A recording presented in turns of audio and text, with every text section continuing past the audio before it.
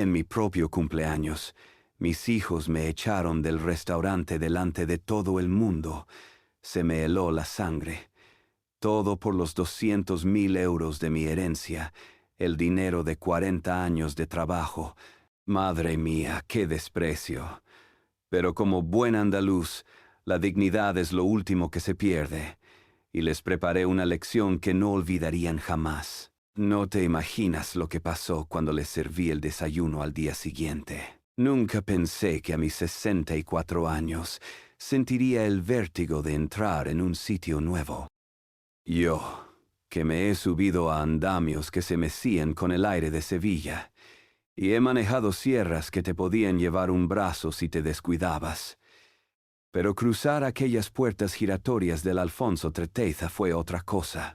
El aire de dentro olía a dinero viejo y a flores frescas, una mezcla que no se encuentra en mi barrio, en Triana. Todo era mármol y maderas oscuras, pulidas hasta sacarles el alma. Con mi ojo de carpintero, me fui directo a las molduras de los techos, a las puertas macizas de caoba. Un trabajo de los de antes, de los que ya no se hacen. Un trabajo honesto. Me sentía como un gorrión en una jaula de oro. Mi chaqueta de los domingos, la que me pongo para las grandes ocasiones, parecía encogerse sobre mis hombros. Estaba limpia, planchada, pero no tenía el corte ni la tela de la gente que se deslizaba por aquel vestíbulo. Yo era un hombre de madera y serrín en un palacio de cristal. Por un momento, me arrepentí. Quizá Martín tenía razón. Quizá era una locura gastar los ahorros de media vida en una noche.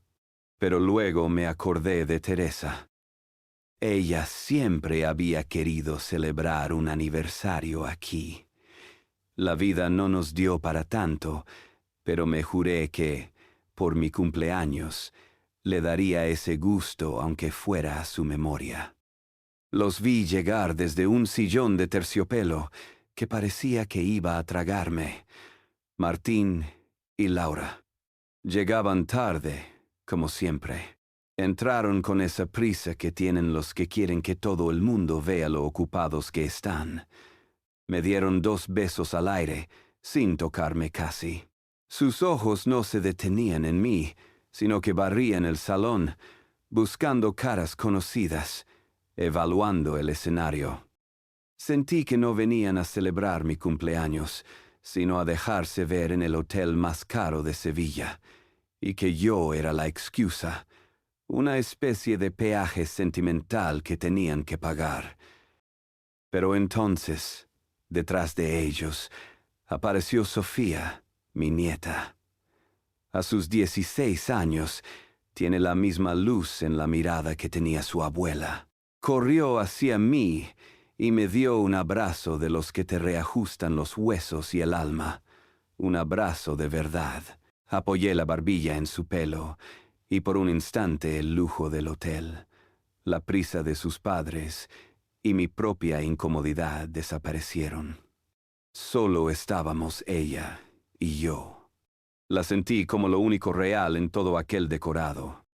Luego pasamos al bar, un sitio con más botellas que una farmacia antigua y una luz tan baja que hacía a todo el mundo parecer importante. Martín, con esa manera suya de hablar sin mirarte a los ojos, me soltó que era una barbaridad de gasto, que no hacía falta tanto lujo. No lo dijo preocupado por mí, sino como si estuviera perdonándome la vida por gastar mi propio dinero. Un dinero que ni él ni su hermana entendían, ganado en 40 años de taller, ahorrado euro a euro. Sobre todo después de aquella crisis de 2008 que nos enseñó a todos el valor de un colchón. Le tuve que decir, con toda la calma que encontré, que un día es un día, y que lo que uno paga de su bolsillo, sudor y tiempo, bien pagado está. Laura asintió con una sonrisita, como si mi comentario fuera una ocurrencia de viejo, algo rústico que le hacía hasta gracia.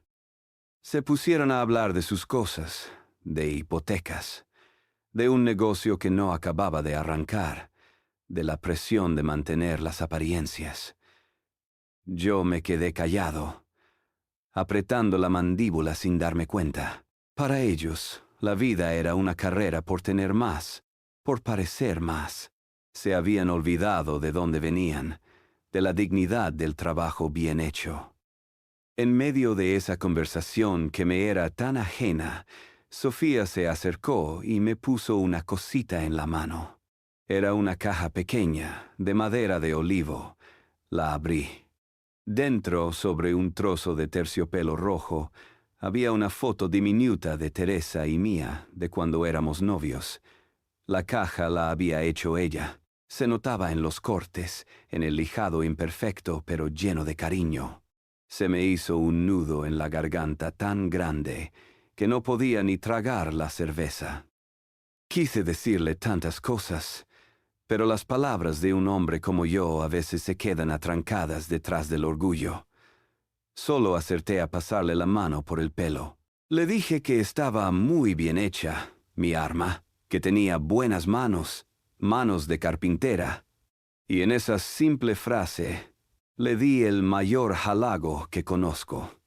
Ella me sonrió y supe que lo había entendido todo.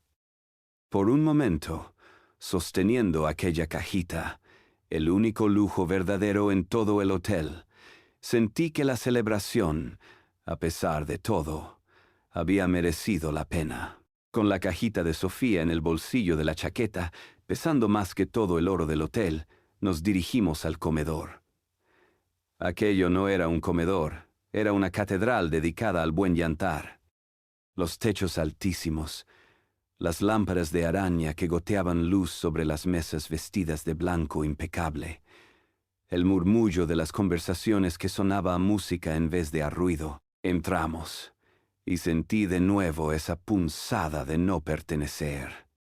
Martín y Laura se adelantaron, como si tuvieran prisa por deshacerse de mí. Se movían por el salón con una soltura que yo no tendré en 7 vidas, saludando con un gesto de cabeza aquí, una sonrisa calculada allá.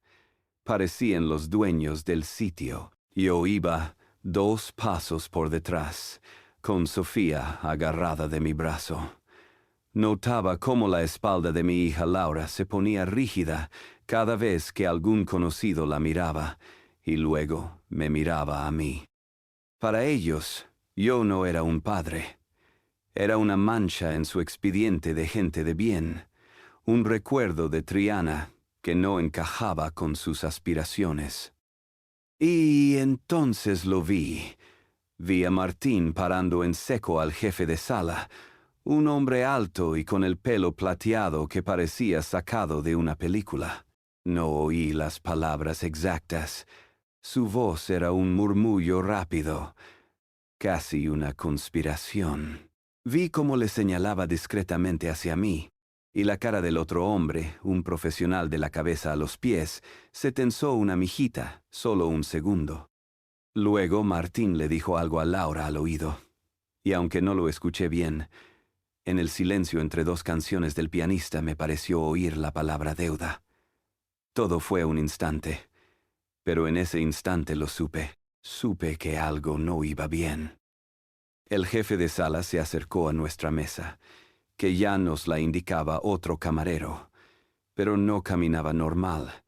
Caminaba con ese cuidado que se tiene al dar una mala noticia. Martín y Laura evitaron mi mirada, ocupados de repente en colocar una servilleta, en leer una carta que ya sabían de memoria. Solo Sofía me miró, con los ojos llenos de una pregunta que yo ya me estaba respondiendo por dentro.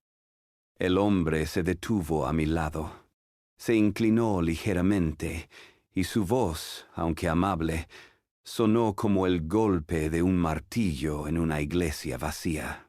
Me dijo que, si me permitía, mis hijos le habían comentado que yo no me encontraba bien, que prefería cenar en la habitación, que, por supuesto, me prepararían lo que yo deseara, que solo tenía que pedirlo.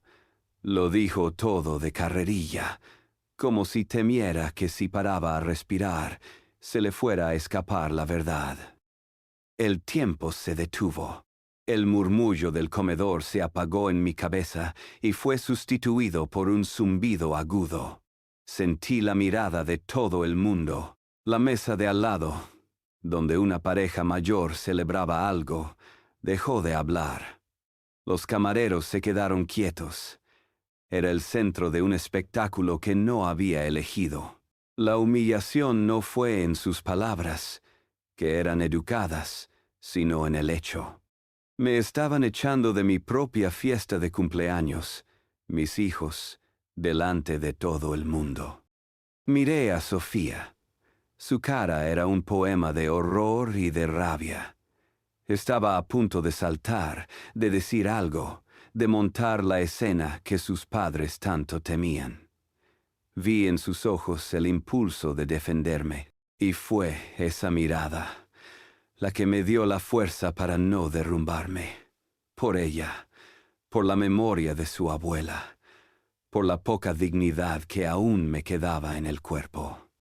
No discutí, no levanté la voz, no les di esa satisfacción. Asentí lentamente, como si estuviera considerando una oferta razonable. Puse mi mano sobre el hombro de mi nieta, un gesto para tranquilizarla a ella, y de paso, para anclarme a mí mismo a la tierra. Me incliné y le susurré al oído que no se preocupara, que disfrutaran de la cena, que a mí me iba a sentar mejor algo ligero en la habitación. Mentí para protegerla, para que no cargara con una guerra que no era suya. Y entonces me levanté, con la espalda más recta que el mástil de un barco.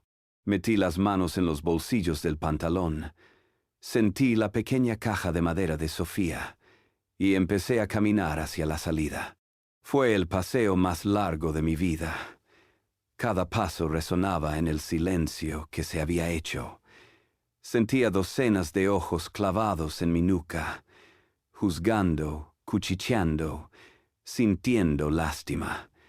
Pero yo no sentía lástima por mí. En ese momento, mientras caminaba hacia la puerta dorada, solo sentía una fría y terrible claridad. Acababa de ver la verdadera cara de mis hijos, y sabía, con una certeza que me helaba la sangre, que no podía quedarme de brazos cruzados.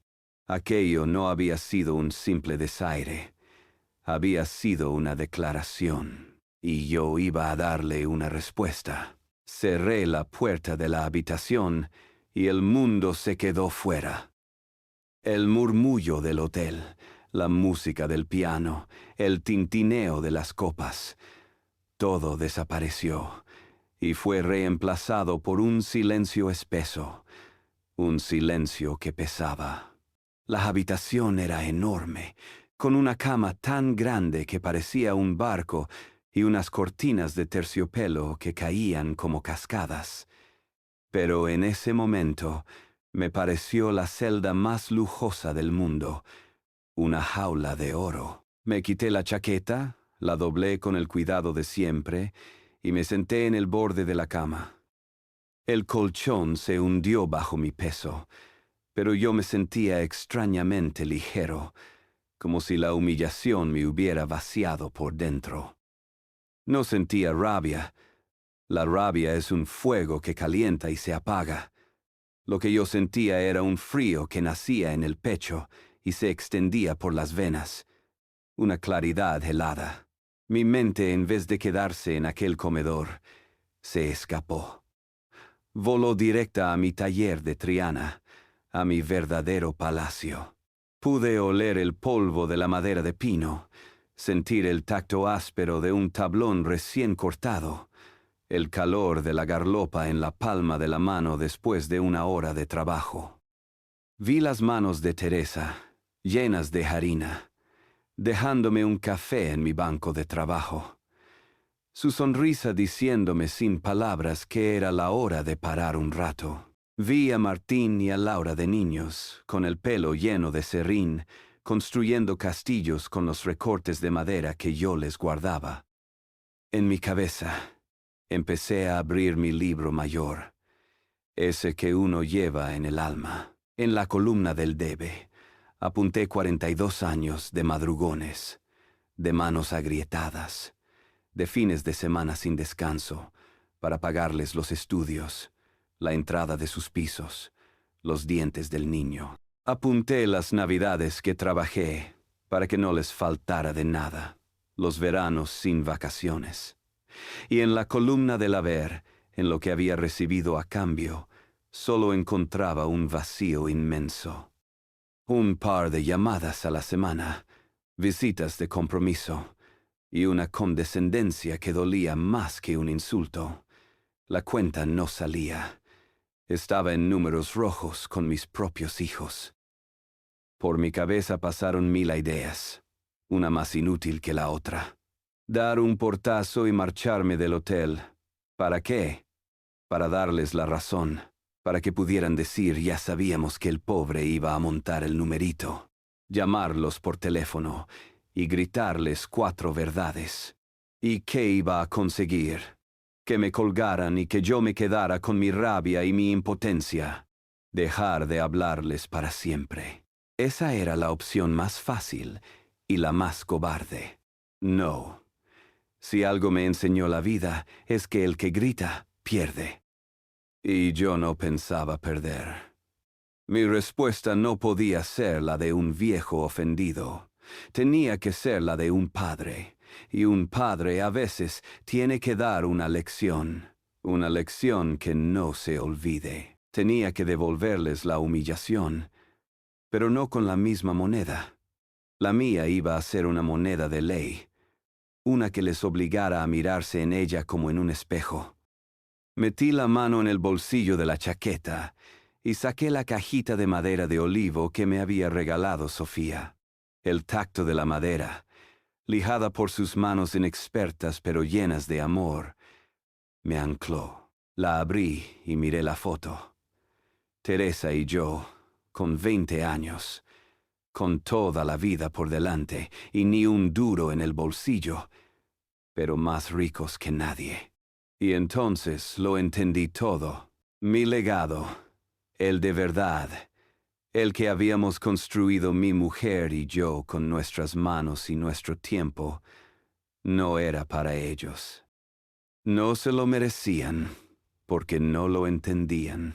Mi legado era para quien aún sabía lo que significaba esa foto. Era para Sofía. Y entonces, mirando el teléfono para llamar a un taxi y largarme de allí, vi el librito del servicio de habitaciones. En la portada, la foto de un camarero sonriente, con una bandeja y esa tapa de plata brillante que usan para que la comida llegue caliente. Una tapa que esconde una sorpresa. Y lo vi claro, clarísimo. Les iba a servir yo el desayuno. Un plato que no se esperaban. Un plato cubierto que no llevaría comida, sino conciencia. Un plato que no alimenta el estómago, sino que obliga a mirar para adentro. Ya no sentía frío. Sentía una calma total, la del artesano que tiene la pieza terminada en la cabeza y solo tiene que coger las herramientas. Cogí el teléfono. No marqué el número de un taxi. Marqué el 0 de recepción. Pedí, con mi voz más tranquila, que me pasaran con el jefe de sala, con Julián. Tenía un encargo muy especial para él. La noche en un hotel de lujo es un animal extraño. Fuera, en la calle, Sevilla todavía respira, con el eco de las últimas conversaciones y el murmullo del camión de la basura. Pero dentro, entre esas paredes forradas de seda y madera, se instala un silencio casi sagrado, como si el propio aire estuviera esperando a que amaneciera. Y en ese silencio, con la ciudad a mis pies, Mi cabeza trabajaba como en mis mejores tiempos en el taller, diseñando no un mueble, sino el armazón de mi dignidad. No soy hombre de leyes. Mi vida se ha medido en metros de madera y en kilos de clavos, no en artículos y disposiciones. Pero un hombre se preocupa por dejar las cosas atadas y bien atadas. Y recuerdo una conversación, hace años, con mi cuñado Paco, que en paz descanse, después de que su padre muriera. Me explicó lo del testamento, lo de la legítima. Me dijo, con esa sabiduría de la gente de campo: Gonzalo, a los hijos hay que dejarles lo suyo por ley. Eso no te lo quita nadie. Pero la vida y la ley siempre te dejan un pellizco, para premiar al que se lo merece, o para castigar al que se ha portado mal. El pellizco, esa palabra se me quedó grabada. Ese pellizco era mi casa de la playa, la casa de Sahara, el único ladrillo que Teresa y yo pusimos en este mundo con el sudor de nuestra frente. Mis hijos daban por hecho que sería para ellos, para sus fines de semana de aparentar, para sus veranos de lujo pagado con mi esfuerzo. Pero esa casa era más que ladrillos. Era el recuerdo de Sofía aprendiendo a nadar, las siestas de Teresa en el porche, el olor a salitre pegado en las paredes. Era mi alma, y mi alma no estaba en venta. Hice las cuentas de cabeza, como he hecho toda mi vida. Entre los ahorros y el valor de la casa, pongamos que todo suma unos 200.000 euros. La ley dice que 1/3, la legítima estricta, es para ellos a partes iguales. Unos 33.000 para Martín y otros 33.000 para Laura. Eso es lo suyo. Nadie se lo puede quitar. Pero los otros 2/3, el de mejora y el de libre disposición, ese era mi pellizco. Y yo había decidido que ese pellizco, con la casa dentro, iba a ser para mi nieta. La lección que les iba a dar tenía un precio: 150.000 euros, el precio de su desprecio. Con esa idea clara en la cabeza, bajé a recepción. Eran las 3 de la madrugada. El vestíbulo estaba vacío, solo un par de empleados limpiaban en silencio. Julián, el jefe de sala, estaba en el mostrador, cuadrando papeles antes de terminar su turno. Con la misma habilidad que usaba para saber si una madera estaba seca o verde, lo miré y supe que era un hombre decente, un hombre que entendía de honor. Me acerqué con el respeto que se le tiene a alguien que hace bien su trabajo. Él levantó la vista, me reconoció, y su cara se llenó de una compasión profesional que yo no quería. No fui a darle lástima. Le conté lo justo, sin adornos. Le hablé de un desayuno especial para mi familia. Un solo plato, que debía llegar a la mesa cubierto. Le expliqué que yo no estaría, pero que él recibiría una llamada mía en el momento justo para dar la orden de destaparlo. No le pedí un favor, le pedí que me ayudara a poner una cosa en su sitio. Él me escuchó sin interrumpir. Vio la humillación en mis ojos, pero también vio la determinación. Cuando terminé, hubo un silencio. Luego asintió una sola vez y me tendió la mano. Cuente con ello, señor García, fue todo lo que dijo. El pacto estaba sellado con la fuerza de la palabra, que vale más que cualquier firma. Subí a la habitación sintiéndome más fuerte. Era la hora de preparar los símbolos. Saqué la cajita de Sofía, el único regalo sincero de aquel cumpleaños. Dentro, coloqué la carta que había escrito. A su lado, puse una pequeña cruz de madera de naranjo que le hice a Martín para colgarla en su cuna cuando nació. Era un recuerdo de un amor que un día fue puro y que ahora no reconocía. Y por último, saqué del llavero la vieja llave de latón de la casa de Sahara, pesada, gastada por el salitre y por nuestras manos, la llave del paraíso que ahora ellos iban a perder. Cada objeto era una palabra en la lección que les iba a dar. El amor nuevo, el amor traicionado y el legado perdido. Volví a coger la carta.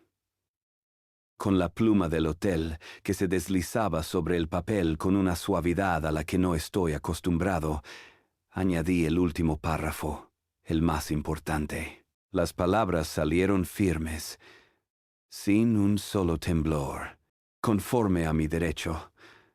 Dispongo que la totalidad del tercio de mejora y el tercio de libre disposición de mi herencia, que incluyen la propiedad de la casa en Sahara, sean para mi nieta Sofía. Es mi voluntad que el único hogar que construí con amor quede en manos de quien aún sabe qué es el amor. Lo leí una vez. Estaba hecho. Para que no quedara ninguna duda en mi cabeza de que iba en serio, saqué el móvil, busqué el teléfono de un notario en Sevilla que me habían recomendado y lo apunté en un folio del hotel. Dejé el papel al lado de la caja cerrada. El plan ya no era una idea, era una arquitectura, y los cimientos eran más sólidos que los de aquella catedral de lujo en la que me encontraba. Con el plan ya trazado y los puentes dinamitados en mi cabeza, la noche se hizo extrañamente tranquila. Ya no había tormenta dentro de mí, solo una calma chicha, la que precede a la galerna. No pegué ojo, por supuesto. Me quedé sentado en un sillón junto a la ventana, viendo cómo la luna se movía por el cielo de Sevilla, proyectando sombras alargadas de los edificios sobre las calles vacías. Mis hijos, en sus habitaciones, seguramente dormían el sueño de los justos, o al menos el de los que tienen la conciencia tranquila a la fuerza.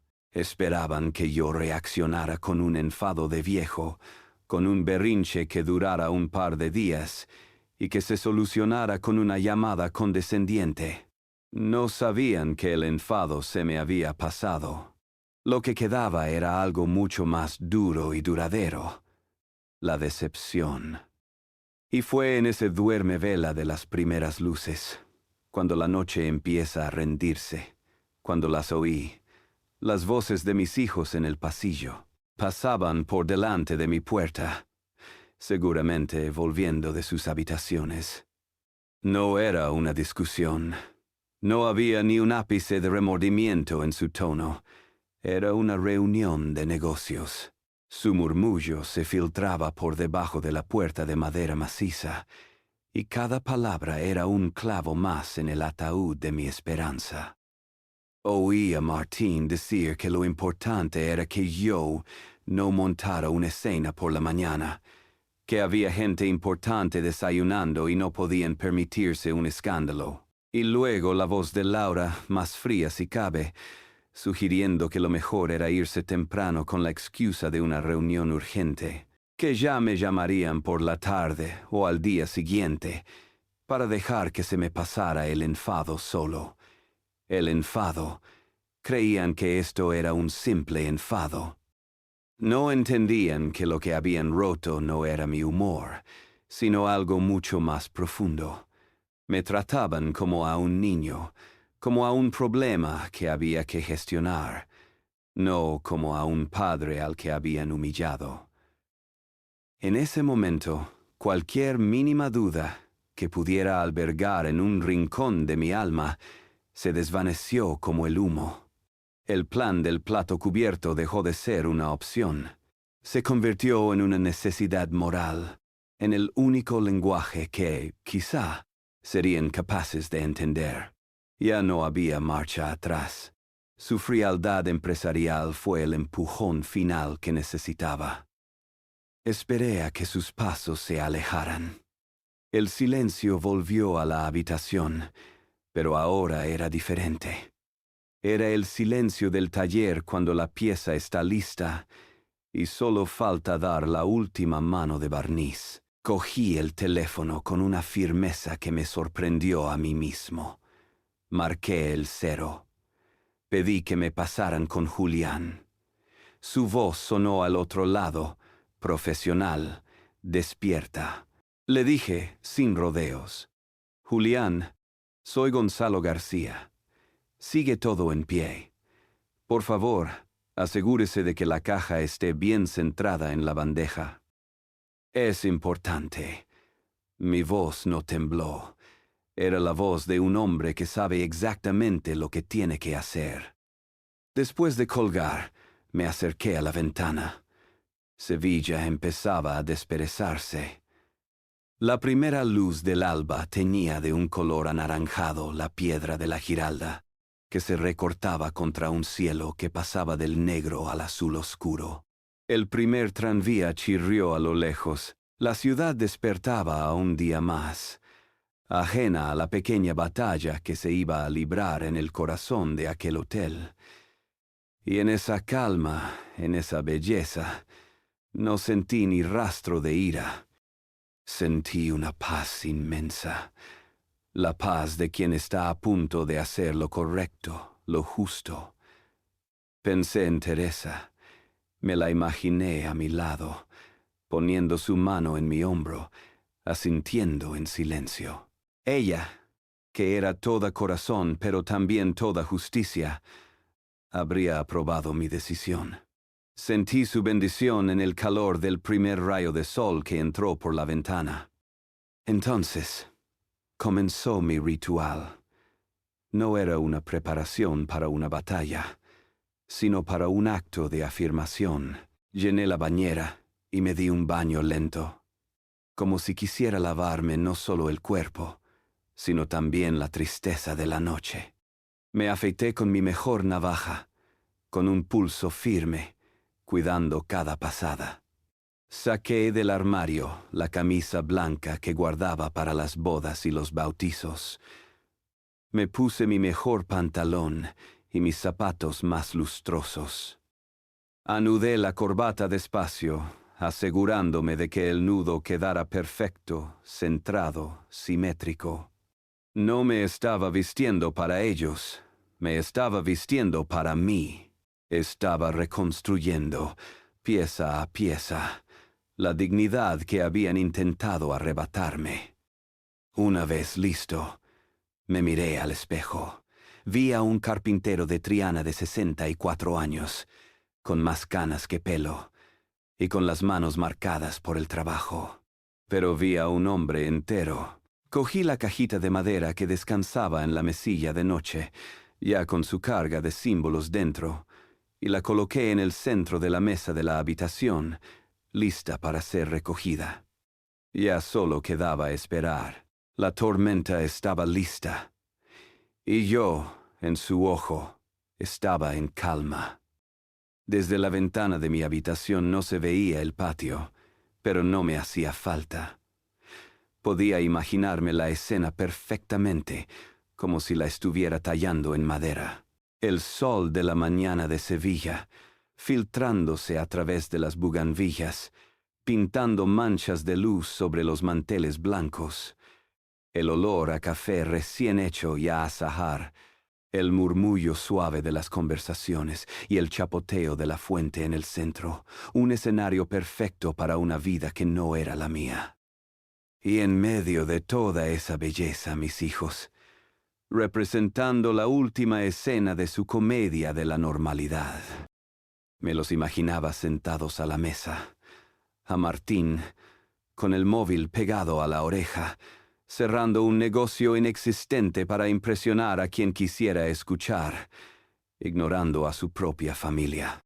A Laura, removiendo su café con una lentitud estudiada, la barbilla alta, fingiendo un aburrimiento de reina exiliada, aunque por dentro yo sabía que la carcomía la ansiedad de las deudas. Y a Sofía, mi Sofía, en silencio, con la mirada perdida, removiendo una tostada que no se iba a comer, con toda la rabia y la impotencia de la noche anterior acumulada en sus hombros de 16 años. La tensión en esa mesa debía de ser tan espesa que se podría cortar con un cuchillo. Yo, mientras tanto, esperaba en mi habitación, vestido y listo. El corazón me latía con una calma extraña, la calma del que ha tomado una decisión y solo espera el momento de ejecutarla. Tenía el teléfono en la mano y confiaba en Julián. Confiaba en la decencia de un hombre al que apenas conocía, pero en cuyos ojos había visto un destello de justicia. Y entonces supe que el momento había llegado. Imaginé a Julián avanzando por el patio, no como un jefe de sala, sino con la solemnidad de un capataz guiando un paso en Semana Santa. A su lado, un camarero joven con el rostro serio, portando una única bandeja, y sobre ella la tapa de plata, brillando bajo el sol, reflejando el cielo azul y las caras curiosas de los otros huéspedes. El murmullo del patio se iría apagando. Las tazas de café se quedarían a medio camino de los labios. Las conversaciones se interrumpirían, porque en Andalucía un ritual, aunque no se entienda, siempre se respeta. Y aquello era un ritual. Los vi en mi mente llegar a la mesa. Vi la cara de confusión de Martín al verlos acercarse, su ceño fruncido, molesto por la interrupción de su teatro. Vi a Laura levantar una ceja, altiva, como si aquella procesión fuera un error, un servicio para otra mesa más importante. Imaginé la voz neutra y profesional de Julián resonando en el silencio creciente, diciendo que traía algo de mi parte. Y el gesto preciso del camarero, al depositar el plato cubierto en el centro de la mesa, en el sitio que yo debería haber ocupado. El espacio vacío, la ausencia, se convirtió de repente en el objeto más presente y pesado de todo el patio. Ese era el momento. Esperé 5 segundos, dejando que la confusión se asentara, que se convirtiera en ansiedad. Entonces marqué el número de Martín. Sonó una vez, 2. Contestó con una voz cortante, de fastidio. Ni hola, ni nada. Pero antes de que pudiera decirme que estaba ocupado, hablé yo. No hubo saludos, solo la orden, dicha con la voz clara de un hombre que no admite réplica. La misma voz que usaba en el taller cuando una medida tenía que ser exacta. Le dije que quería que destaparan el plato, todos juntos. Hubo un silencio al otro lado de la línea. Pude sentir su desconcierto, su mundo de control desmoronándose. Colgué. No había nada más que decir. Mi parte del trabajo estaba hecha. Ahora les tocaba a ellos. Me asomé a la ventana, esta vez de verdad. No podía verlos, pero podía sentirlo. Podía sentir la tensión viajando por el aire del hotel. Imaginé a Martín, con el teléfono aún en la mano, mirando el plato cubierto como si fuera un artefacto explosivo. Mirando a su hermana, buscando una respuesta que ella no tenía. Viendo a su hija, cuya mirada seguramente era una mezcla de expectación y de justicia poética. Y sintiendo, por primera vez en mucho tiempo, el peso de todas las miradas del mundo sobre él. Él, que tanto vivía del qué dirán, ahora era el protagonista de una historia que no controlaba. Me lo imaginé extendiendo la mano, una mano temblorosa, la de un hombre al que le han quitado el guión, la yema de sus dedos rozando la plata fría. Y en ese instante, con la mano de mi hijo a 1 centímetro de la tapa, el tiempo se detuvo. El patio entero contenía la respiración, esperando esperando a que mi plato fuera servido. Desde la soledad de mi habitación, imaginé el leve chirrido de la plata al levantarse. El suspiro colectivo del patio no sería de admiración por un plato exquisito, sino de pura extrañeza. El silencio, que ya era denso, se volvería sólido, pesado, casi se podría tocar, porque debajo de esa cúpula brillante no había manjares. Solo había una humilde caja de madera de olivo, la que las manos de mi nieta habían lijado con amor. El contraste entre la opulencia de la plata y la sencillez de la madera era el primer renglón de mi carta. Vi en mi mente la mano de Martín, paralizada a medio camino. La confusión en su rostro. Era una broma, un error. Abrió la caja, y allí estaban mis 3 testigos mudos. La carta, doblada con precisión. La pequeña cruz de madera de naranjo que yo mismo tallé para su cuna. Y la vieja llave de latón de la casa de Sahara, oscurecida por el salitre y los años. Imaginé la mirada de Sofía, reconociendo al instante la caja y seguramente la cruz que había visto en alguna foto antigua. Y la de Laura, mirando la llave como si fuera un trozo de metal sin importancia, sin entender su valor, que era el único valor real sobre aquella mesa. Martín cogió la carta. El papel debió parecerle extrañamente pesado. Empezó a leer en silencio, y yo, desde mi atalaya de silencio, repasaba mentalmente cada una de mis palabras, imaginando el efecto que producían en él. No necesitaba ver su cara para saber que cada frase era un golpe. Primero, la incredulidad. Al leer el recuento de mis años de trabajo, de mis sacrificios. Luego, la palidez de la vergüenza. Esa que sube desde el estómago y te deja sin aire, al leer la descripción de su propia frialdad, de su desprecio silencioso. La verdad, cuando está escrita con la tinta de una vida entera, no hace ruido, pero pesa como el plomo. Laura, impaciente, le susurraba. Imaginé su voz como un siseo, pidiendo explicaciones, exigiendo saber qué ponía en ese maldito papel. Pero Martín no podía hablar. Estaba atrapado en mi caligrafía, en el espejo que yo le había puesto delante.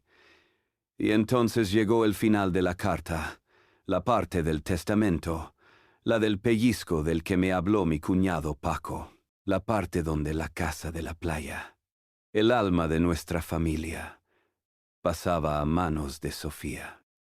La carta se le escurrió de las manos, cayó sobre el mantel blanco como una hoja muerta.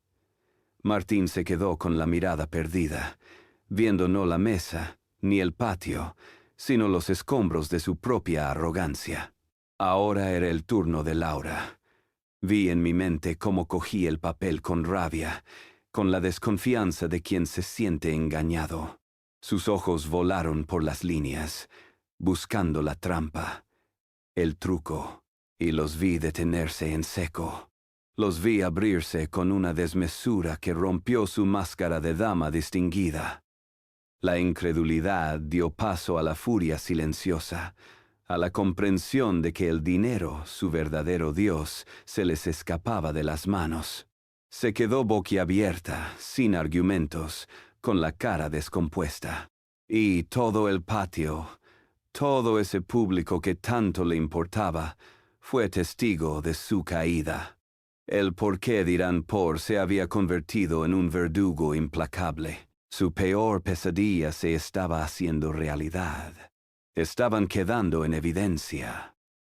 Y entonces, Martín se rompió, no con un grito, sino con un movimiento.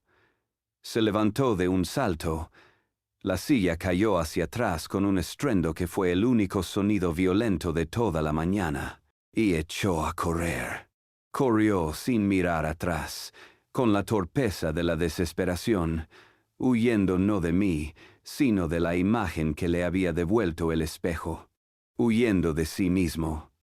Se fue, dejando a su hermana paralizada en medio del desastre, a su hija recogiendo con una delicadeza infinita los pedazos de nuestra historia, la carta, la cruz, la llave, y a un comedor entero, sumido en un silencio judicial. Y entonces imaginé a Julián, el hombre de honor, acercándose a la mesa no como un empleado, sino como un fedatario de la justicia, como un juez que da por concluida la sesión. Con una dignidad que era el reflejo de la mía, cogió la tapa de plata y volvió a cubrir el vacío. El gesto fue de una elocuencia brutal. Volvió a tapar el plato porque ya no había nada más que servir. El espejo había sido mostrado, la lección había sido entregada. Y con la misma solemnidad con la que había llegado, se llevó la bandeja, dejando tras de sí solo el silencio y las ruinas de una familia. La lección había terminado. Sabía que vendría. Oí la puerta abrirse con un golpe seco, y luego el sonido de una respiración agitada, la de alguien que ha corrido una larga distancia. Yo no me giré. Seguí mirando por la ventana, con la maleta ya cerrada a los pies de la cama. Abajo en la calle, Sevilla empezaba a bullir, ajena a todo. Cuando por fin me volví, lo vi allí, de pie en medio de la habitación, con la cara desencajada y la ropa cara arrugada. Parecía un náufrago. No esperé a que dijera nada, porque vi en sus ojos que las palabras se le habían atascado en la garganta. No hacían falta. El orgullo de un hombre puede ser muy alto, pero la vergüenza, cuando es de verdad, lo derriba todo. Le hice un gesto para que se acercara. No hablamos de lo que había pasado en el patio. Eso ya era ceniza. El fuego había cumplido su función. En vez de eso, le hablé de otras cosas. Le hablé de su madre, de cómo le gustaba sentarse en el porche de la casa de Sahara a coser mientras el sol caía. Le hablé de la importancia de tener un lugar así, un ancla en el mundo, un sitio al que siempre se puede volver, no importa lo lejos que te lleve la marea. Le dije que lo único que importa en esta vida es saber dónde está tu norte, y que nuestro norte siempre había sido esa casa frente al mar. Puse mi mano en su hombro. Estaba temblando. Le dije mi última lección, la más sencilla de todas, que el mar, hijo, el mar lo pone todo en su sitio, que sus olas se llevan lo malo y te devuelven lo que de verdad importa. Que nunca se olvidara de eso. Él solo pudo asentir, con los ojos llenos de unas lágrimas que por fin no eran de rabia, sino de otra cosa. Poco después me fui con Teresa, sin ruido como había vivido.